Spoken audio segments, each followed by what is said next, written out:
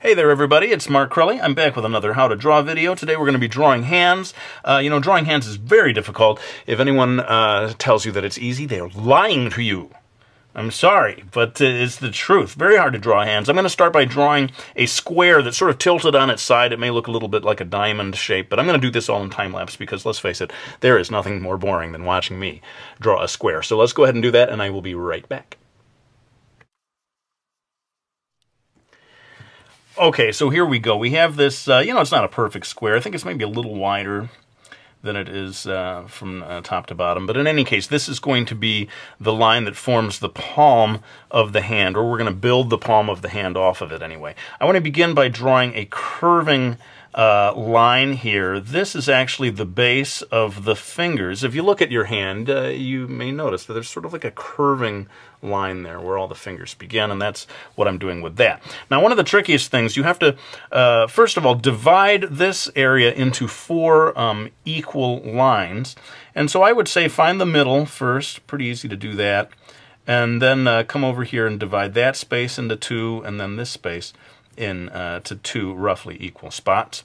And what we're going to try to do here is draw the middle finger, and to get that width or length accurate, we need to sort of measure the length from here to here and try to reproduce that over here. So, you just sort of do your best eyeballing it or whatever to figure out where that point comes from here to here, equal to there. And we go back from that point to draw the middle finger. Sounds like I'm talking about giving someone the finger. I'm not going to put that into a video. This is like family time here. We don't get into that stuff here, right? Anyway, I'm going to go ahead and draw the pointer finger.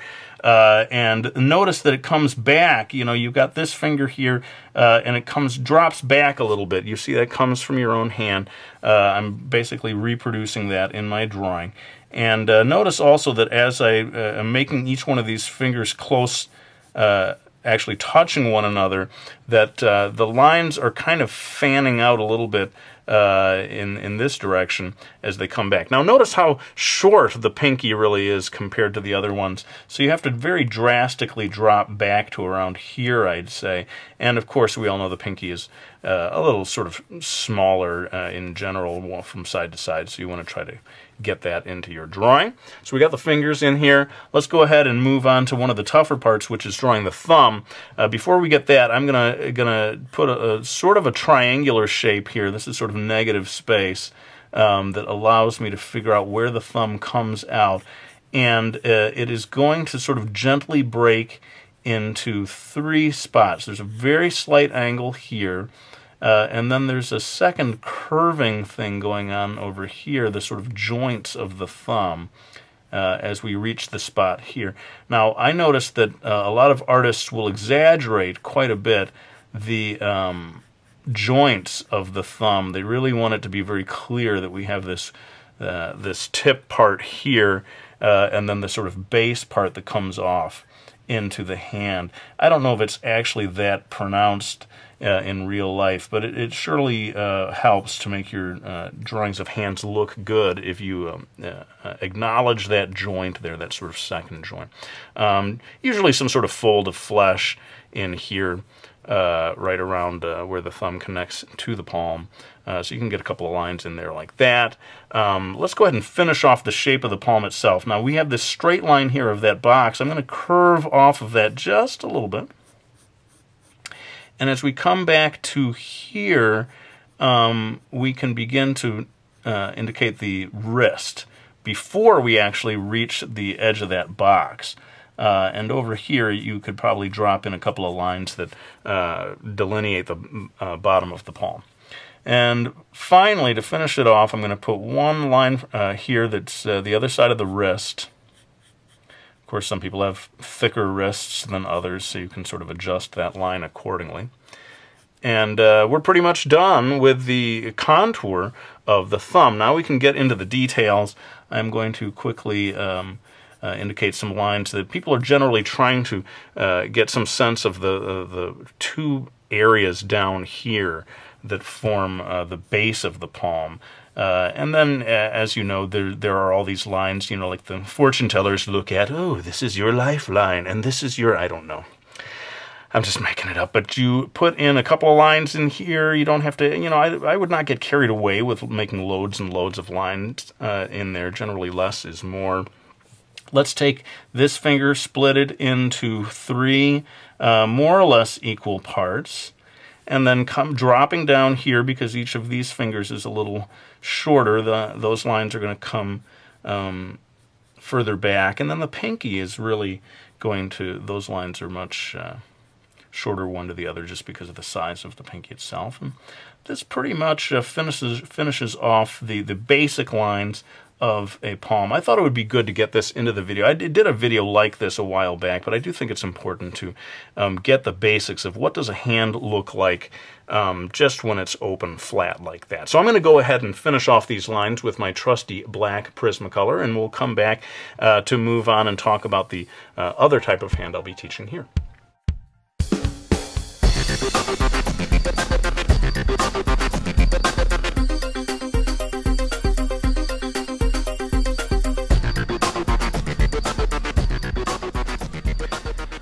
Okay, so there you go, the sort of basic hand that you can look at to sort of learn the lengths of the various fingers and so forth, and get a sense of that before you start trying to draw the hand in more complicated positions. Let's go ahead and move on to this next one. I'm going to draw a hand holding a pen. Sometimes you want to draw a character writing something, and then you suddenly realize how tricky it is to draw that. So let's go ahead and get into that. Again, I'm going to start with a sort of time-lapse box that I'm going to draw there, but then we'll get back to drawing the hand itself. Okay, so this time I've drawn more like a rectangle. It's a sort of slanty rectangle. How's that for a technical term? We call it the slanty rectangle, we artists. Anyway, so you draw this sort of slanty-looking rectangle, and that's going to be this sort of base of the thumb here that's facing toward you. Now, we're going to start to build the thumb off of that, and I'm going to divide this space into 2, basically, right around here where it crosses halfway. See if you can replicate this angle. It may be helpful to look at the sort of shape of that triangle that starts there. And this is going to be the base of the thumb coming out and then bending down to hold the pen or pencil. And so let me go ahead and finish this off. I don't really have any great tips for how to do this. You just sort of have to sort of replicate as best you can these shapes. Get that into position, and then you can start to imagine that the pencil is going to come kind of across like this, like so. And once you've got that loosely indicated, we can begin to put the pointer finger. Now, people have looked at me, you know, the way I draw, and say, man, you hold your pencil very strangely. And it's true. I had a motor scooter accident when I was in college, and it messed up my hand. But thank goodness I can still hold a pencil. And then watch how this finger line here is roughly parallel to that of the thumb when the hand is in this particular position. And it's going to cut back behind the pencil. Let's just say it's a pen. But I was going to say, whatever you do, don't draw a hand that looks like my hand, because then the fingers are like this, and people will look at your drawing and say, dude, it looks like your guy had a finger accident or something. I don't know. But that's why I based this on a photograph, actually, rather than just looking at my own hand, because I have such a strange way of holding a pencil. Anyway, we've kind of got that into position. It's time to finish off the rest of the palm. So I'm going to come down here and follow both of these lines, again, very roughly parallel to one another. This becomes the base, excuse me, of the hand. And then we have to draw the following fingers that are down underneath. Different people sort of do different things with these fingers. The photograph that I looked at had a sort of interesting arrangement. One finger comes down like this, and then the 2 fingers sort of are in line with each other underneath.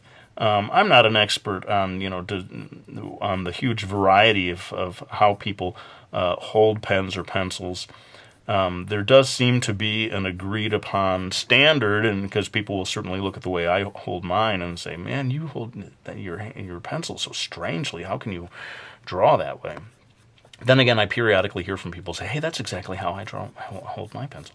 So I'm drawing the other side of the palm, and you're going to have to get a couple of lines in here that show the other sides of the pinky and maybe that second finger. So I'm going to get a line in here that is showing the base of the pinky finger folding back, and then if you imagine this second finger, what is that called? Ring finger? I always have to ask my... I'm always relying on my viewers. What are the names of these fingers? Is it finger number 1 and finger number 2? Oh, gosh. You'd think I would know these things by now, but I'm basically finishing off the rest of the hand here, putting in a little bit of a wrinkle. It's the same kind of fold of flesh that occurs right there between the thumb and the pointer finger. And as this comes back here, I have decided to make my guy wearing a shirt sleeve that comes up over here over the base, so it looks like some kind of a businessman signing an important contract. There you go, JB. $25 million. And we are almost done with this. I think some of you may have figured out what my clever little plan was here as I finished drawing the pencil, is to have this connect back. Yeah? See? You see what I did there? It doesn't quite work, does it? I don't know. But we'll see if I can fix this when I go in and do the darker line work. But I thought it would be kind of funny to show one hand drawing another hand. Oh, dude, that is so deep. It's like Inception. It's handception. A hand drawing a hand. And now this one's going to draw another. Anyway, let's go ahead before I lose my mind and finish drawing the final lines on this. Maybe I can come back and give you some final tips.